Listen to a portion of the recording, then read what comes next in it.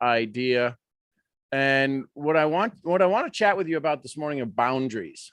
I want you to think about boundaries for a second. And I want you to think about boundaries in a way that says,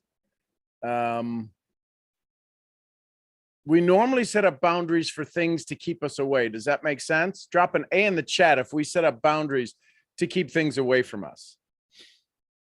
And the reason that I want you to understand that, the reason I want you to kind of focus on that for just a second, is this idea of everything keeping away. We want to set a boundary that we're on this side and that's on that side. Does that make sense?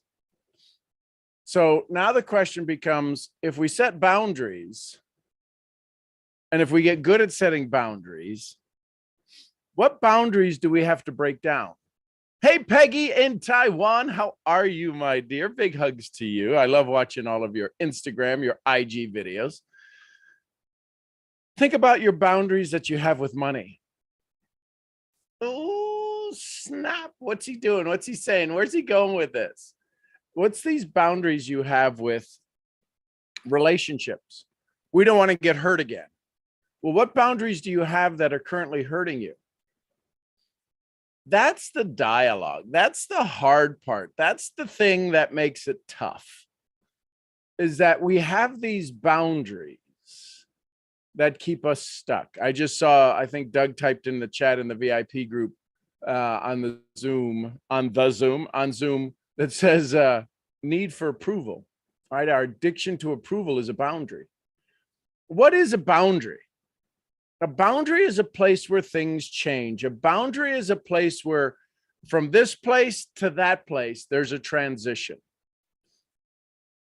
Sometimes Jose Silva of the Silva method, if you're not familiar with that, it might serve you well to get some understanding of who Jose Silva is and what he's done in his lifetime. He's since passed. Vishen of Mind Valley has kind of taken over the Silva method. But Silva says we walk the boundary. We walk the line between the boundary between the conscious world and the unconscious world.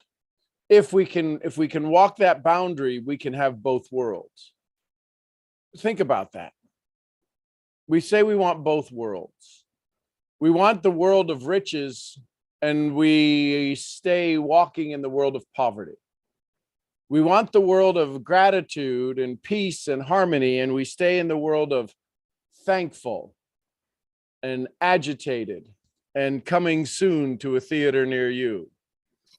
How many of you have that marquee, have those words on the sign out front of your mind? Coming soon to a theater near you, riches. Coming soon to a theater near you, happiness. Coming soon to a theater near you, peace. This is as close as your skin. This is as close as your skin. And when you understand the value, when you understand this boundary that you're wanting to set up, this boundary that you're wanting to put in place, this boundary that you're wanting to create with clarity, is it possible? Is it possible you're already a master at boundaries? Think about that. A lot of times people want to put up boundaries with their time. Is that valuable? Is that not valuable? Is that worthy? Is it not worthy? Does it pay a return? Does it have a return, or does it not have a return? Think about that for a second. What boundary do you have? What's the criteria for your boundary? What if you were to take your boundary for any particular thing and run it through your chakras? Start at the top. I understand boundaries, your crown chakra. What would it mean to say, I understand boundaries? What if it wasn't about boundaries? What if it was about being able to understand and internalize any moment? Because if you have a boundary, what do you have to pay attention to? I grew up on a farm and now creating another farm. We have some sheep. We have some bees. The bees are amazing. I sat and watched the bees yesterday. I got to tell you, There is just this thing they say about the buzz of the hive and the sound of it and the vibratory state that it is. There's something pretty special about the sound of a beehive. Anyways, so there's boundaries. The sheep have boundaries, right? It's called a fence. Our property has boundaries. It's called our property line. Our community has boundaries, right? So what if we were already world-class boundary setters? What if there's things, you want to know a big boundary? You want to know a real big boundary? Drop a G in the chat if this is a big boundary. Generational wealth. How many of you are breaking the chains of your generational wealth? Think about it. Think about it. The current wealth that you sit in is based upon your generation. I'm guessing that it's probably within range, within a percentage points of what the previous generation earned. You've already set a boundary on your wealth. Right? How many of you guys wanted to marry somebody like dad? And maybe you did. So the idea of boundaries, we're already good at it. How many of you have, if you're a parent, you've got a boundary set up for your kid where your aunt or uncle, your brother or sister, right, their aunt or uncle could discipline them in such a way that says they're going to do this, that, or the other. But there's a boundary. There's a place they can't cross. How many of your boundaries are set too far out? Drop an O in the chat if you think some of your boundaries are way too far out there.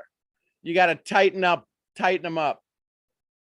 So what would you do to tighten up your boundaries? What would you do to reestablish your boundaries? Do you realize if I were to go sell some of my property or buy some new property, think about this. Hey, Erica, if I were to go buy some new property and add it to my ranch, suppose they go down, there's something called a plot map, and it shows the boundaries, it shows the property line of my property. If I added more property, what would I have to do in the real world? In the real world, I would have to submit a new plot map, which means I have to get my property what? Surveyed is the word. And if I got to get my property surveyed, then the question becomes this. Who's doing the survey of your property? Who's doing the survey of your wealth? Who's doing the survey of your relationships? Who's doing the survey of your parenting skills? Who's doing the survey of your business acumen? See, when you go learn new information, you've got to resurvey yourself. And this is why, how many of us, I'm not going to pick on us, how many of us know somebody, listen carefully, drop a 1 in the chat if you know somebody who knows what they should do and they continue to avoid it? Drop a 1 in the chat if you know somebody like that. They have the context, they have the content, they have the information. And yet, they repeat the old story. They repeat the thing that keeps them stuck. Why is it then that if I establish a new boundary and I set a new program and I create a new protocol and I do the right thing, why is it then that I would repeat the old story that keeps me stuck in the pattern? That I operate from inside the old pattern, inside the old boundary, inside the old mindset. Why? Why do I do that? Why would I do that? That's painful. That's painful. Why would I do that?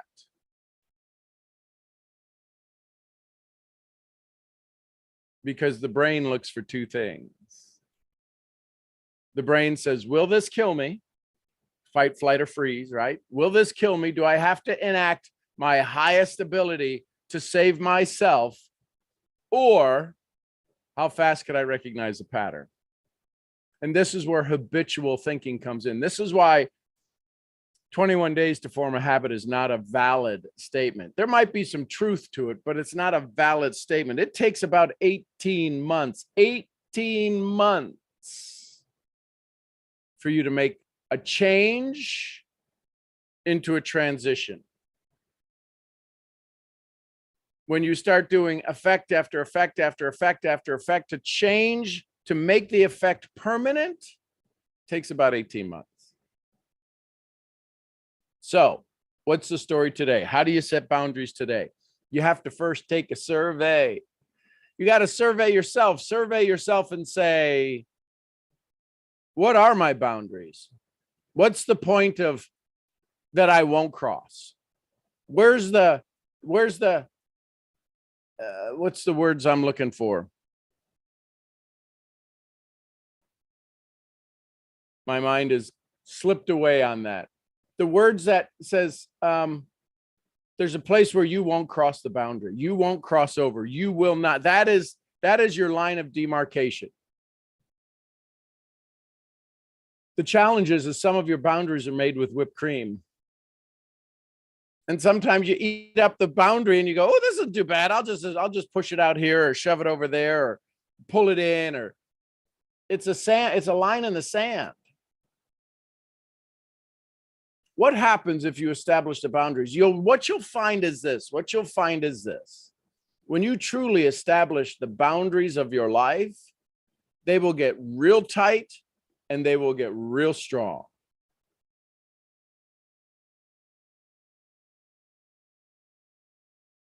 Think about that for a second. When you truly establish your boundaries, you can't defend a big area. You can't defend generational wealth. You got to start with your own. You can't defend some racial prejudice that was put upon you. You got to start with your own idea. See, here's the thing that I've learned in my research over 40 years of research is that 95% of the beliefs we have were given to us. Let me ask you this. If you're not a computer programmer, how many of you drop an A in the chat if you've heard of algorithms? If algorithms didn't show up in your world till social media. Drop an A in the chat if all of a sudden algorithms is something of kind of importance to you because of social media. Drop an A in the chat. Now, that's somebody else's belief, because here's what I know for sure. You're still on social media. And the fact that you don't know anything about algorithms, or you know something about algorithms, or you know a lot about algorithms, it hasn't enhanced your life. Algorithms have not enhanced your life. They may have fertilized some of the things that you've done, but an algorithm by itself is not a thing that will change your life. You deciding to understand it does not change your life. It comes down to the application. See, so many of us have a boundary around learning that the boundary around learning doesn't let us apply. The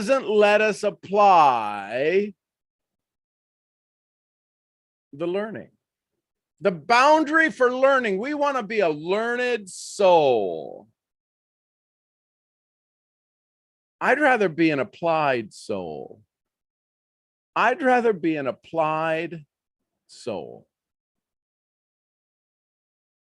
So there's a conversation about boundaries today.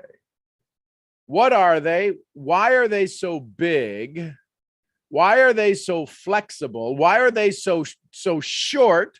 Right? We've got a fence out there that's designed for horses and cattle. Cattle can get up to 1,500 pounds. Some bigger. The bulls can get bigger. The heaviest sheep we have out there is 70 pounds, 80 pounds. Why would I have such a big boundary in anticipation? It's not the boundary to keep them in. Why might I have such a big boundary? It's to keep some things out. How many of you have incredibly strong boundaries, but they're not designed to keep things out? You won't go past the boundary, but it's so small that all of the crap in your life can just easily flow in. Which is why when you start to build a wall around you, a wall around your thoughts, a wall around your wishes, a wall around your dreams, if it's a big ass boundary, that takes a lot of building. You got to go buy a lot of inventory, and the inventory you need is space. The inventory you need is meditation. The inventory you need is quiet time. The inventory you need is self-introspection. You can have a big ass boundary, but if it's 2 inches tall, it doesn't do anybody a damn bit of good. That's just a line. That's not a boundary. Does that make sense? I hope it does. I'm your head brain training, brain scrambling misfit. Hey, listen, reach out to me if you'd like to be part of the secret sauce mastermind that's coming up here towards the end of July, just in a couple of weeks. And this mastermind is about this. Listen carefully. It's about, you don't want to be searched. You want to be sought after. When you unlock your secret sauce, you stop being searched, somebody's search, and you become the thing they seek. That's what happens when you unlock your secret sauce. Reach out to me for that. I will send you an invite. It is a no-fee 20-hour training over 3 days. I'm excited about it. I'm your head brain training, secret sauce finding misfit. I'll see y'all where? I'll see you at the next event. Till then, bye for now. YouTube, love you bunches. Hope you have an incredible, amazing, super fantastic YouTube kind of day. I'll see you where? I'll see you at the next event.